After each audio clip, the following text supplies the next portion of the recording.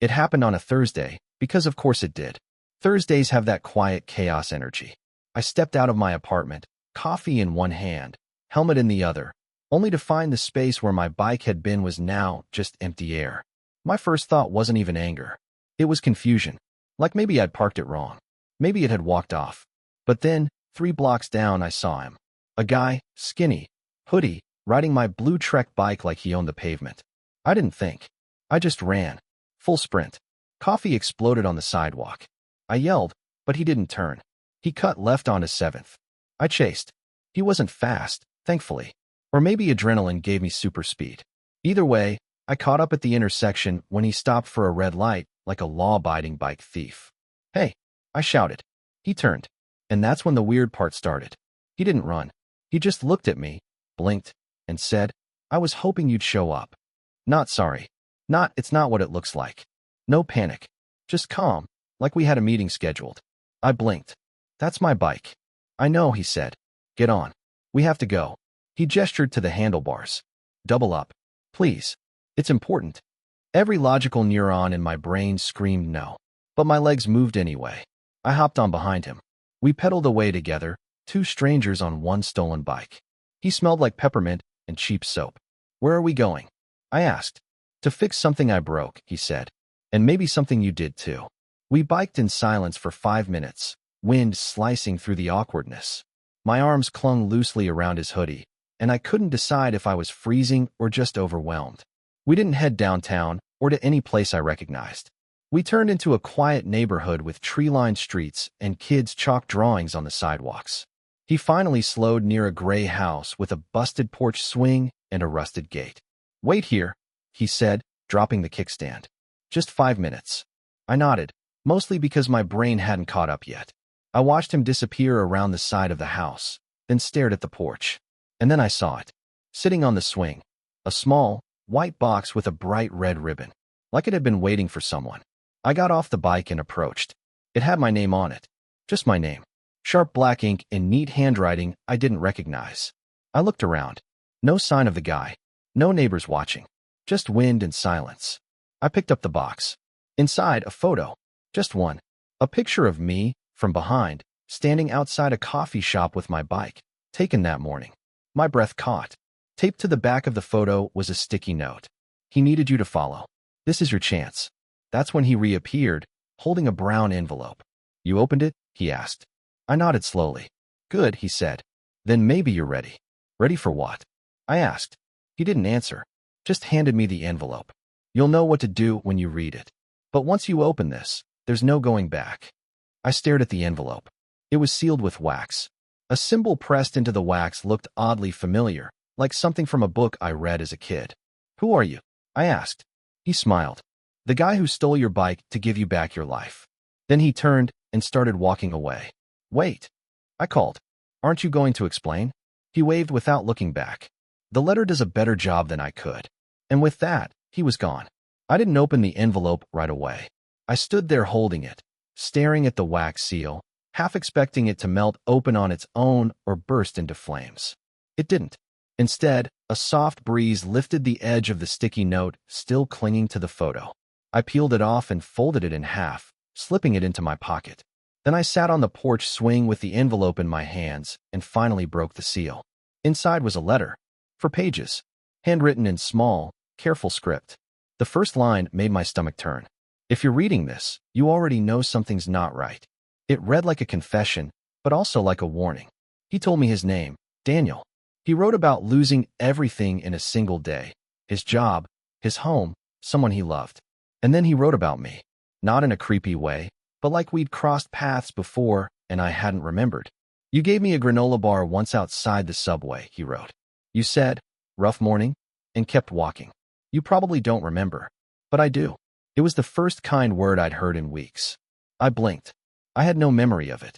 After that, the letter continued, "I followed your life. Not like a stalker. Just, you became a symbol. You were kind. Stable. You locked your bike every morning, like you believed in things staying where they're supposed to.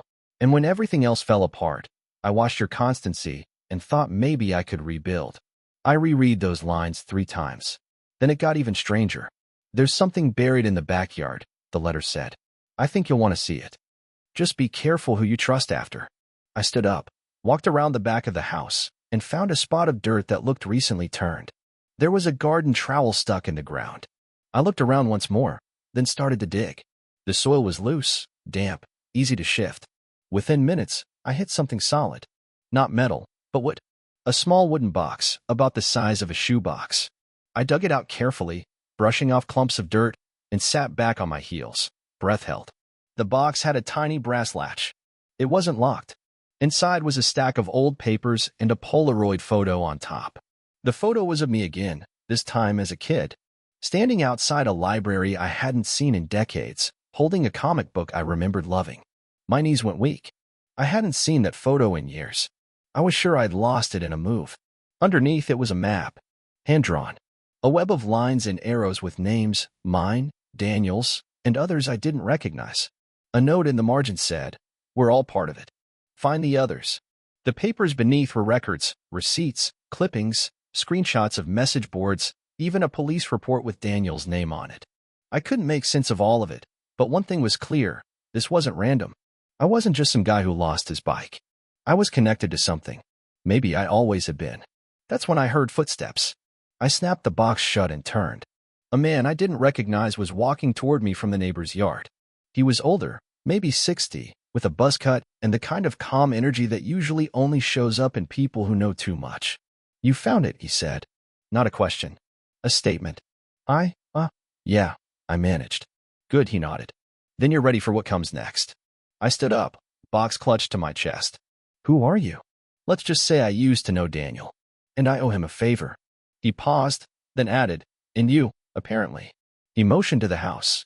"You should come inside. It's not safe out here anymore." I looked at the door, at the box in my hands, and then back at the stranger. Somehow, I already knew I was going to follow. The inside of the house was dim, the windows covered with heavy curtains that looked like they hadn't moved in years. The air smelled faintly of old paper and something floral, lavender, maybe. The man led me to a small kitchen where he motioned for me to sit. "Tea?" he asked. I nodded, still too stunned to speak. While he moved around the kitchen, I opened the box again and laid out a few of the documents. "You said you knew Daniel," I finally said. "Were you part of this?" He set a chipped mug in front of me and sat down. "I was, once. A long time ago. Before everything fell apart." He took a sip of his own tea. "We were trying to build something. A network of sorts. People who noticed things, saw patterns others ignored. Daniel was one of the best." I stared. "And what about me? Why am I in all of this?" He shrugged. "Sometimes we don't choose the map. The map chooses us." I hated how cryptic that sounded, but something about it felt true. "What do I do now?" He reached into his coat and pulled out a key.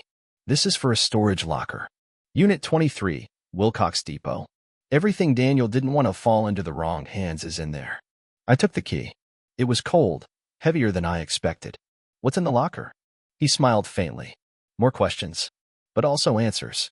It depends how deep you want to go." As I left the house, box under one arm and key in my pocket, I had no idea what I was walking into. But I knew I couldn't stop now. Whatever this was, it had been waiting for me. And I was finally ready to find out why.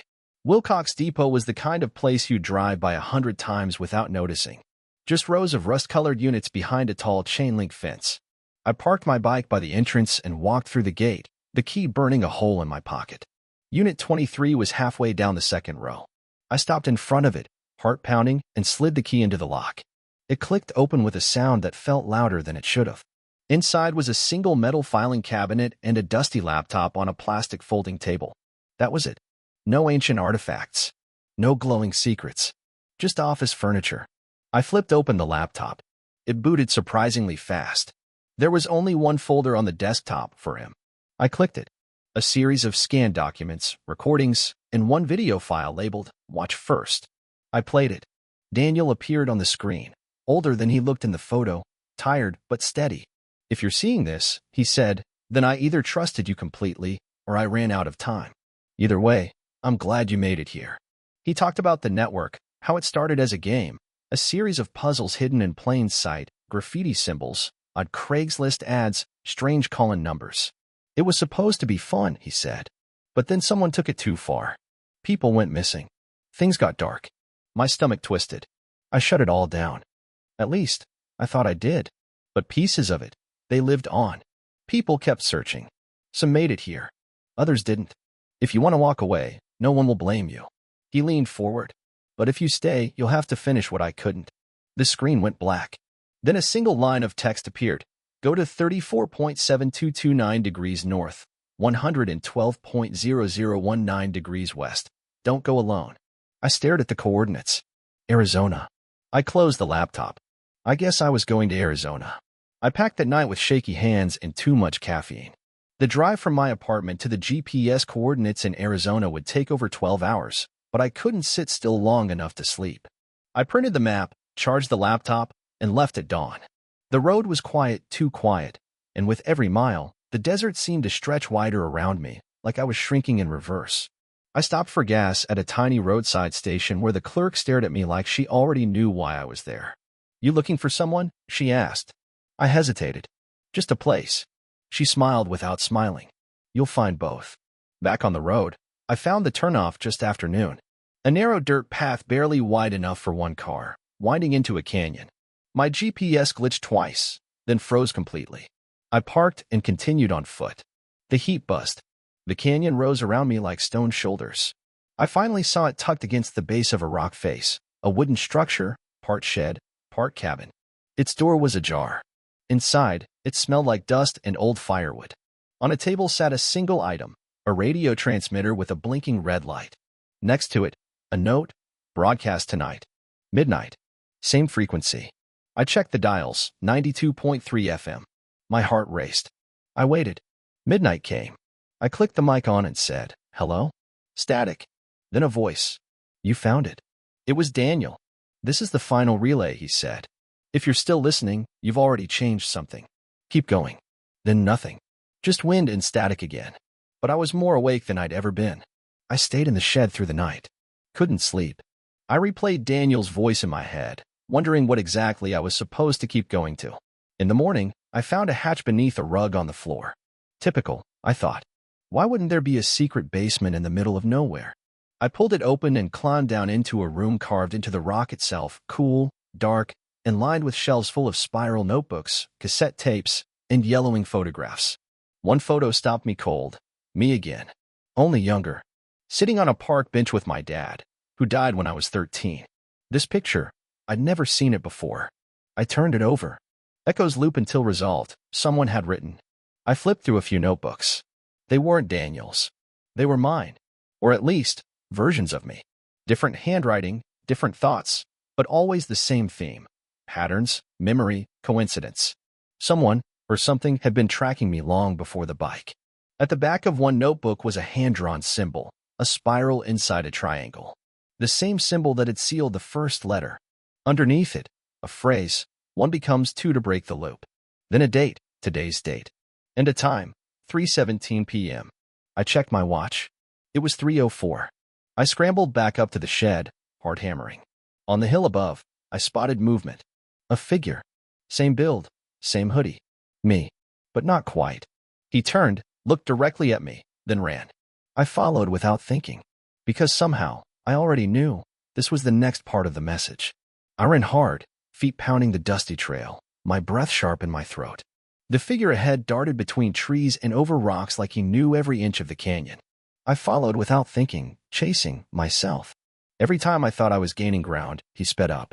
At one point, he looked back again, and I saw it. He wasn't just dressed like me. He was me. Older. Scar on his eyebrow I didn't have. A deeper intensity behind the eyes. It made my legs wobble, but I pushed on. Finally, he stopped at the edge of a cliff that overlooked the entire valley. The sun was starting to set, throwing long shadows across the canyon. He turned, calm as anything, and said, "You made it." I froze. "Who are you?" "You," he said. "Just further along." "This some kind of hallucination?" I asked. "Not quite, but close." He gestured to a bench cut into the rock. We both sat, mirroring each other like a glitch in the Matrix. "Daniel knew what you'd find. He planned it all," he said. "He was trying to prepare you." "For what?" "The moment where everything bends. Where your life branches. You followed the trail. That means you're the version that asks questions." "And what about you?" He smiled sadly. "I'm the version that ran." I didn't know what to say. He reached into his jacket and pulled out a coin. Same symbol, spiral in a triangle. This is your last marker. You take it. You finish the loop. I took the coin. It felt heavy, real. And what happens then? I asked. He stood. Then I stop existing. You go on. I stood too, my head spinning. Why me? He looked at me, really looked. Because you never stopped wondering. That's all it takes to change everything. And then, just like that, he was gone. Like he'd never been there at all. I stood at the cliff's edge long after he disappeared. The coin felt heavier in my palm now, like it carried the weight of every version of me I'd never become. I turned it over, wondering if it was really a key or a test. I hiked down as the last light disappeared, the canyon swallowing everything in shadow. Back at the shed, the transmitter blinked again. I turned it on. Input passphrase, a voice said. I hesitated, then spoke. 1 becomes 2 to break the loop. The light turned green. The radio hissed. Then, final phase unlocked. A new voice came through. Not Daniel. Not me. A woman. Echo receiver located. Align protocol complete. Proceed to node 0. A set of coordinates appeared on the transmitter screen. These ones weren't remote. They pointed back to the city. My city. I drove through the night, mind numb, heart racing. When I arrived, the coordinates led me to a small office building. Closed. I waited until sunrise, then went in. The receptionist smiled like she'd been expecting me. You're here for orientation, she said. Follow me. I followed. Elevator down. Sublevel 3. The door opened to a quiet hallway lined with doors marked only by symbols. She stopped at one and opened it. Inside, a desk. A headset. A screen. She nodded toward the seat. Begin when ready. I sat. The screen lit up. Text scrolled across. Welcome to Echo Admin. You are now the loop. My reflection stared back at me. I wasn't outside the system anymore. I was inside. Maybe I always had been. The headset buzzed. A flicker of static, then clarity. My voice played back to me. Recordings I didn't remember making. Notes, observations, dreams. A voiceover of my life, remixed and played back like a puzzle I hadn't realized I'd been solving. I spoke, and the system responded in kind, generating replies that felt too personal, too specific to be random. It knew me, or was me. The screen shifted, showing logs of conversations I hadn't had yet, decisions I hadn't made. A prompt appeared, confirm reality fork. I hesitated. What happens if I do? I whispered. The reply came instantly. 1 path ends. 1 begins. I clicked confirm. The screen flashed white, then returned with a single sentence. You've stepped beyond observation. Suddenly, I wasn't sitting anymore. I was standing in a blank room. White floors, white walls, nothing else. And across from me, sitting calmly in a chair, Daniel. Alive. Real. He looked older than the last video, but the same calm energy. Took you long enough, he said. You died? I stammered. Kind of, he said. But mostly, I transitioned. That's what Echo is. A transition network. It tests who can see through the noise. You passed.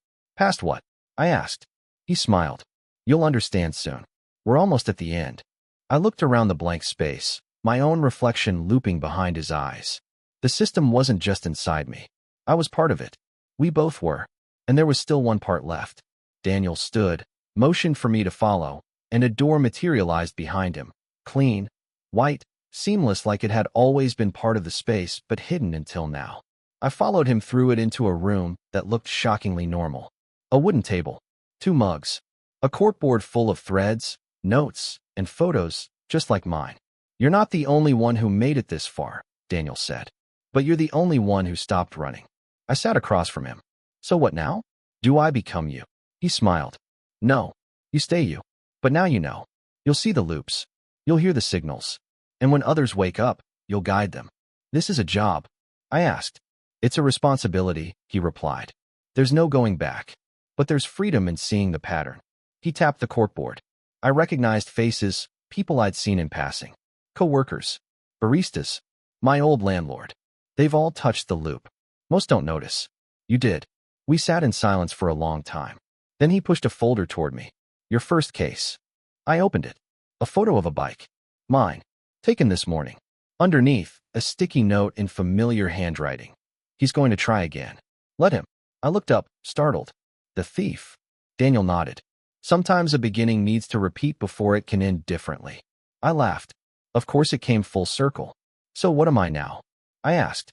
Daniel leaned back, calm as ever. You're the next question. And just like that, he vanished.